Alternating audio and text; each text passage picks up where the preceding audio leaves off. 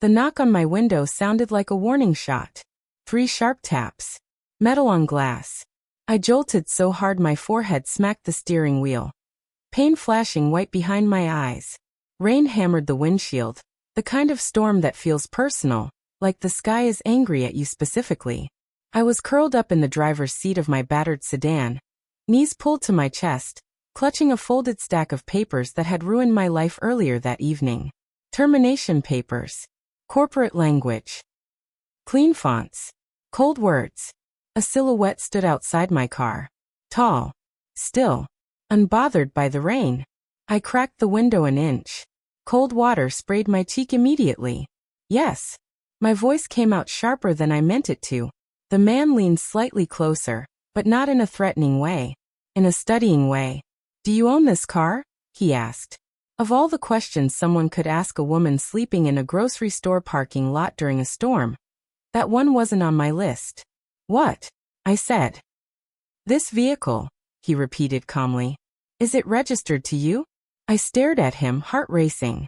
My mind ran through worst-case scenarios: cop, repo agent, lunatic with a philosophy podcast. Yes, I said finally. It's mine.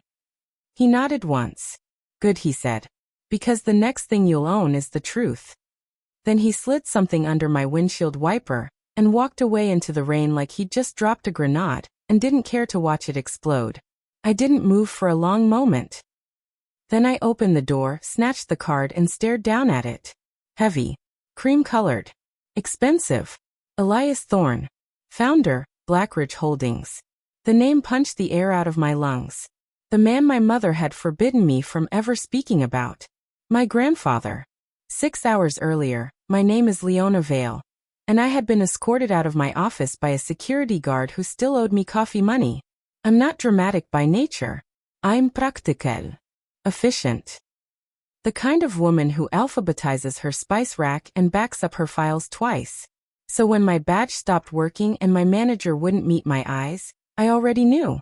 Organizational realignment, he said. Translation: pack your desk. Don't make this awkward. By sunset, I was officially unemployed. By nightfall, I was officially homeless. My apartment, 3rd floor, narrow stairs, chipped brick, had a bright red notice slapped over the lock. I was behind on rent. Why? Because I'd sent my last paycheck to my mother. Again. Not because she needed it. Because my cousin Lila did. Lila, the family miracle. Lila, the dream. Lila, who required constant funding to develop her craft. I was the stable one. The sensible one. The infrastructure. Growing up, after my father died, Lila got the sunlit bedroom.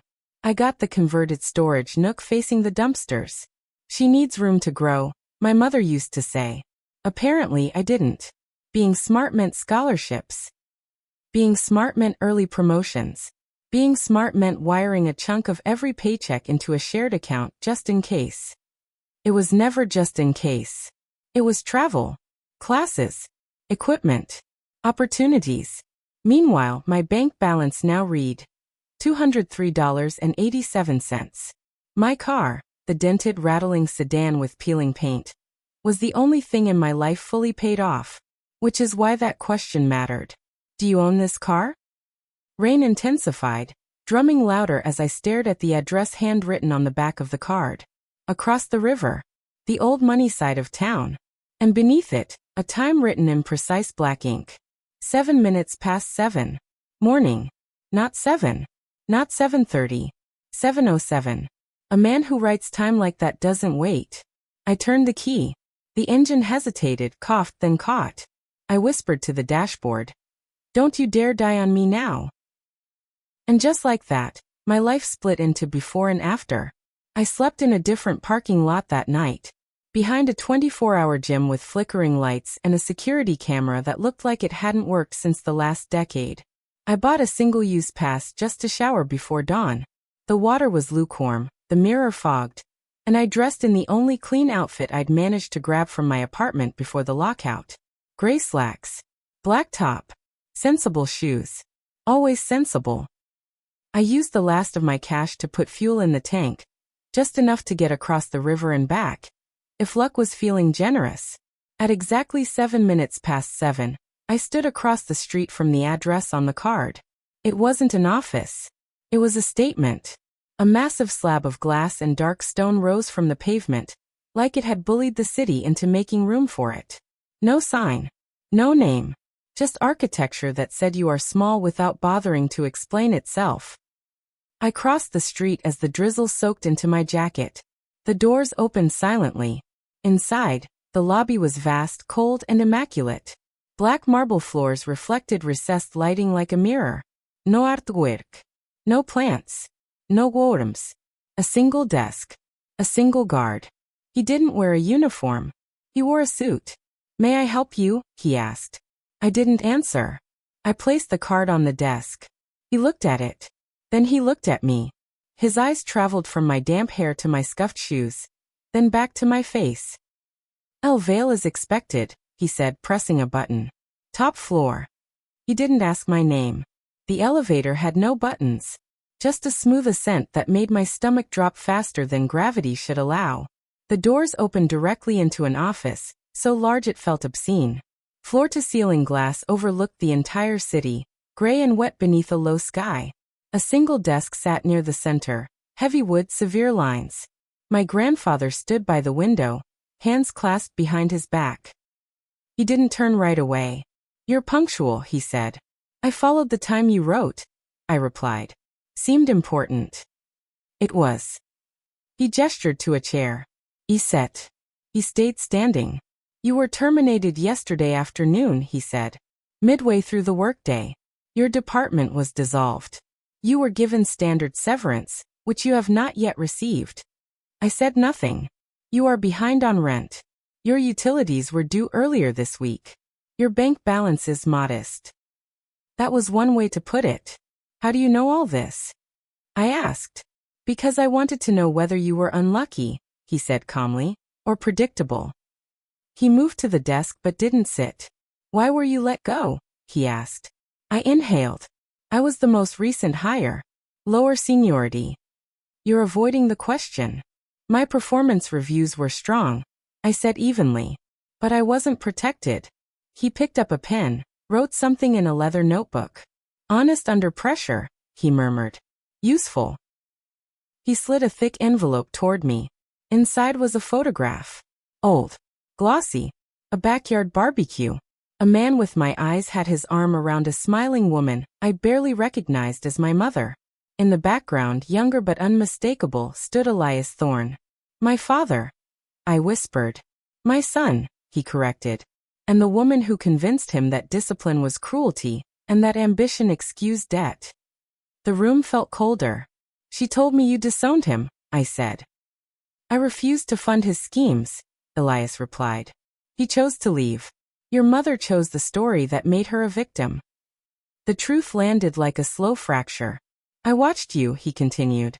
"Scholarships, promotions, transfers from your paycheck into a shared account that funded your cousin's lifestyle." I flinched. "I have a problem," he said. "I built something vast, but I am surrounded by people who know how to spend, not how to own." He turned fully toward me. "You," he said, "were raised without entitlement. You own one thing. A car. And you protected it." From a drawer, he produced an old laptop and a plastic access card. "This is Stonegate Lot," he said, sliding them across the desk. "A small parking asset attached to a warehouse district. It loses money every month. It should not." I stared at the laptop. "You have 3 days," he said. "You may not spend your own money. You may not use my name. You may not call me. Fix it." "What happens if I fail?" "We've never met." I looked at the window. At the city I couldn't afford to live in. Then back at him. "I'll do it." For the first time, something like approval flickered across his face. Stonegate Lot was a graveyard of asphalt. Potholes large enough to swallow tires. A broken gate arm rusting at the entrance. A price sign so faded no one could tell what they were supposed to pay. I parked far from the attendant booth and watched. Counted. Tracked every vehicle. Morning rush. Midday lull. Afternoon spike.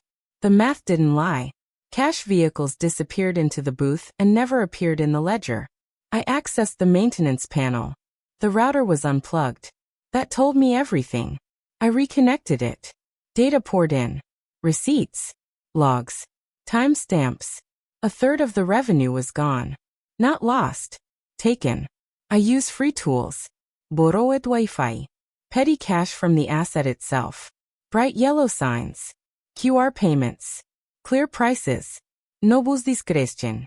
The attendants noticed. One ignored it. I watched him pocket cash. That night, I suspended the shift. 3 hours later, an email arrived. No subject. 4 words. Don't touch our money. Attached was a photo of my car. License plate clear. I didn't sleep. At dawn, I found the scratch. Deep. Deliberate. From headlight to taillight. They'd touched the only thing I owned. That was when anger replaced fear. I traced the system deeper. Found the access list. And there it was. Lila's name. Unlimited access. Not a coincidence. I revoked it. Sent the report. Profit up. Leak sealed. War declared. When Elias read the numbers, he didn't smile. You kicked a nest, he said. Now you'll see who was feeding from it. He offered me a new role. Temporary. Quiet. Dangerous. I accepted. That night, my mother called. Screaming. What did you do? I said no. And hung up. The next email arrived minutes later. Tomorrow, Elias wrote. Family trust meeting. They didn't know my name. They were about to. The trust meeting was held in a room designed to suffocate. Dark wood. No windows. Oil portraits of men who had never once worried about rent. The air smelled like furniture polish and quiet authority. I wasn't introduced as family. I wasn't introduced at all. I sat at the end of the table as a consultant, which is how powerful people label something they don't want to acknowledge yet. Across from me sat Elias's sister, Margot Thorne, her face smooth and bloodless like expensive porcelain. Beside her were 2 cousins I had never met, men in tailored suits with the posture of people who had never carried their own groceries. They talked about optics. They talked about community perception. They talked about philanthropy the way other people talk about weather, something that happens automatically, without effort. No one talked about operations. No one talked about money. I watched. That was my advantage. When the meeting ended, Margot finally turned her attention to me. Eyes cool and assessing. And you are? She asked, like she hadn't already memorized my entire life. Leonavale, I said. Special projects. Her lips curved into something resembling a smile. How industrious. That night, the backlash began. Not with emails. With headlines. The first article hit a local business blog just after midnight. Billionaire's cold-hearted granddaughter causes family rift. There was a photo. Grainy. Taken through a rain-streaked window. Me. In my car. That first night. They'd been watching longer than I knew. By morning, my phone was vibrating nonstop. Anonymous comments. Fake accounts. She's jealous. She's a gold digger. She's manipulating an old man. Then came the podcast. My cousin Lila, voice trembling perfectly, telling thousands of listeners about betrayal. She never said my name. She didn't have to. Some people only understand spreadsheets, she said softly. They don't understand family. I closed the app. I didn't defend myself. Because you don't win a knife fight by bringing a speech. I brought data. The next asset was Frostline Storage. A concrete freezer complex near the rail yards. Their energy bills were obscene. The internal reports blamed aging equipment. The logs told a different story. Something was running hot. Constantly.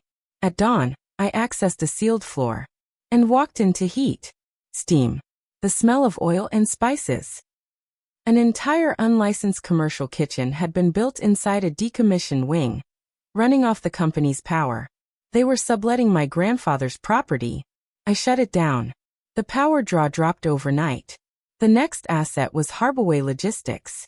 Maintenance invoices from a single vendor. Exclusive contract. No competition. The initials made my jaw tighten. RS Solutions. Owned by Caleb Rowan. My mother's friend. Lila's mentor. I walked the fleet myself. Dirty oil. Worn tires. Invoices for work that never happened. I suspended the contract. Opened bids. Saved nearly a third of the cost in one move. Then the legal letter arrived. Threats. Accusations. Demands. I responded with a single line. Please provide itemized proof of service. They never replied. Because they couldn't. By the time I reached Arnridge Hall, I understood the pattern. Free bookings. Anonymous reservations. My cousin's social posts matched the dates perfectly. It wasn't charity. It was theft with good lighting. I implemented a booking system. Payment required. No exceptions. The screaming started immediately. My mother's messages came in waves. You're destroying us. You don't understand. You're not worthy to do this. I turned my phone off. That night, I found the document.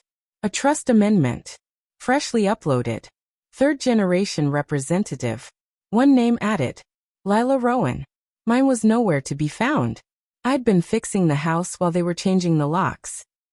I went to Elias. He didn't look surprised. They always confuse visibility with value, he said quietly. Tomorrow they'll try to erase you. They already are. He nodded. Good. I frowned.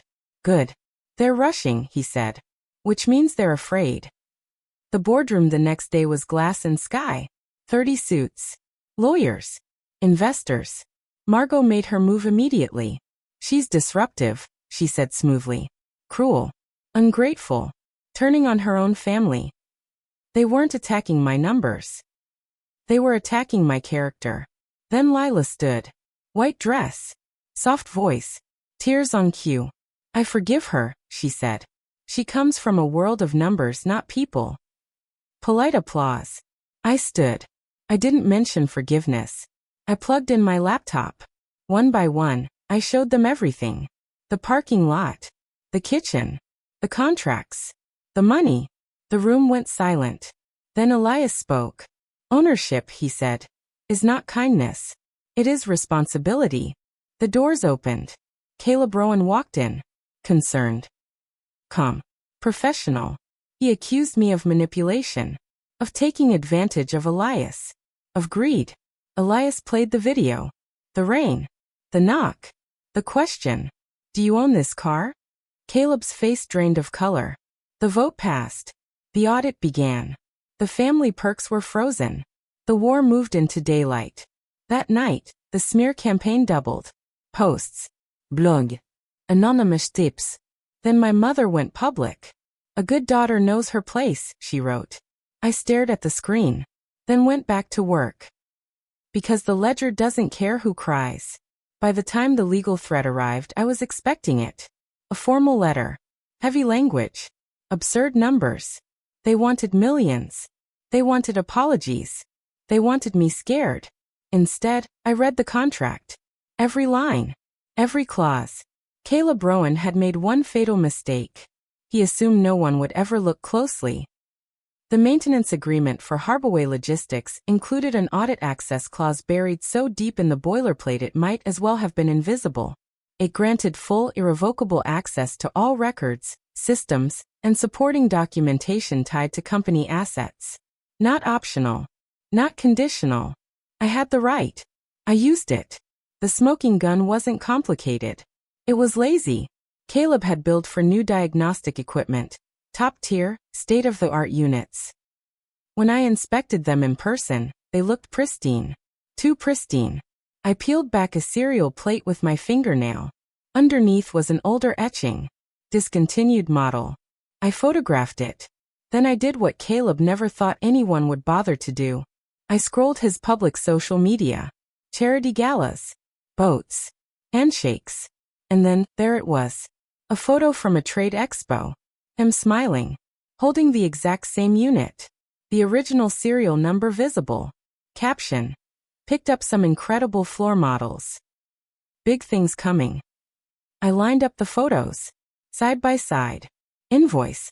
Equipment. Social post. Forgery. Clear. Prosecutable. Stupid. I sent the full packet to Elias. He didn't email back. He called. "This is criminal," he said. "You have authorization to forward everything to the district office." I sat very still. That was the point of no return. The next morning, my mother posted again. Publicly. Loyalty. Betrayal. Family. She named Caleb. She defended him. She condemned me. I read it once. Then closed the tab. Because while she was posting, I was building. The boardroom was packed. Investors. Lawyers. Auditors. This wasn't a family meeting. This was a reckoning. Margot moved first. She nominated Lila as the face of the next generation. Healing, she said. Continuity. Caleb nodded gravely. Then Elias gave me the floor. I didn't talk about feelings. I talked about flow. I showed them the money trail. From my paycheck, through shell accounts, into luxury experiences disguised as development. I showed them the forged invoices, the duplicated signatures, the kitchen, the parking lot, the contracts. Phones buzzed around the table as the evidence hit inboxes in real time. Caleb stood up shouting, calling it fabrication, calling me a child with a laptop. Then the auditor spoke, confirmed everything. Forgery, fraud, restitution in the millions. Caleb sat down hard. Then the doors burst open. My mother stormed in, crying, screaming. "Stop this," she begged. "You're killing this family." The room froze. I looked at her, and for the first time, I didn't see power. I saw fear. "No," I said quietly. "I'm saving what's left of it." Security escorted her out. The vote was unanimous. Contracts frozen. Legal action approved. Family privileges terminated. The parasite had been exposed. Lila tried to go live. Tears. Panic. No script. Her followers disappeared in real time. The story had flipped. Receipts always win. When the room finally emptied, Elias handed me a black key card. "Top floor," he said. "You'll need it." I took it. Then I heard footsteps. Lila. "Ragestript bara." "You took everything," she hissed. "You owe me." I held up my phone. The new governance clause. No privileges. No exceptions. "This is the law now," I said. "Honor doesn't get a discount." She had nothing left to say. Neither did my mother. They didn't stop after the boardroom. People like that never do. They just change tactics. The first move was quiet, subtle, legal. An anonymous complaint landed on my desk accusing me of coercion, of manipulating an elderly man, of engineering fraud to elevate myself. It was written well, professionally, designed to seed doubt. Elias laughed when he read it. "They're panicking," he said. "That's when they make mistakes." He was right, because the second move wasn't subtle at all. It was personal. I found my car in the underground garage that evening with the windshield shattered. Not broken. Shattered. Glass everywhere. The steering wheel dusted in glittering fragments. A brick lay on the driver's seat. Taped to it was a note. "Walk away." I stared at it for a long time. That car had been my shelter. My last certainty. The one thing no one could threaten to take from me. And they touched it again. I didn't cry. I smiled. Because now I knew something they didn't. They were out of leverage. I brought the note to Elias the next morning. He didn't raise his voice. He didn't swear. He simply opened a drawer and handed me a folder. Inside was a document stamped and signed weeks earlier. Succession. Full authority. Control of operational assets. Effective immediately. "I wanted to see who you were when they came for you," he said. "Now I know." I swallowed. "You were never meant to inherit money," he continued. "You were meant to inherit weight." I signed. The ink felt heavier than anything I'd ever held. The response was swift. Security tightened. Legal teams mobilized. The anonymous complaint collapsed under scrutiny. Then came the arrests. Caleb first, charged with fraud, forgery, and misappropriation. Then the shell accounts unraveled. The lifestyle funding.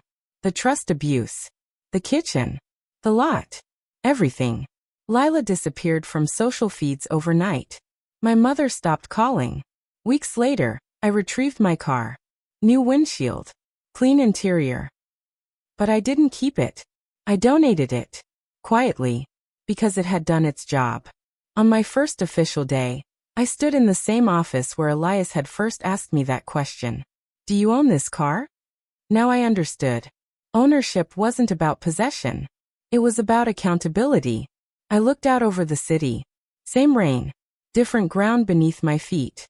I wasn't welcomed into the family. I replaced it. And for the first time in my life, everything I stood on was solid. Please click the subscribe button, like, share, and comment. This will encourage me to make more interesting stories. Also, let's know where you are watching from. Thank you and see you in the next story.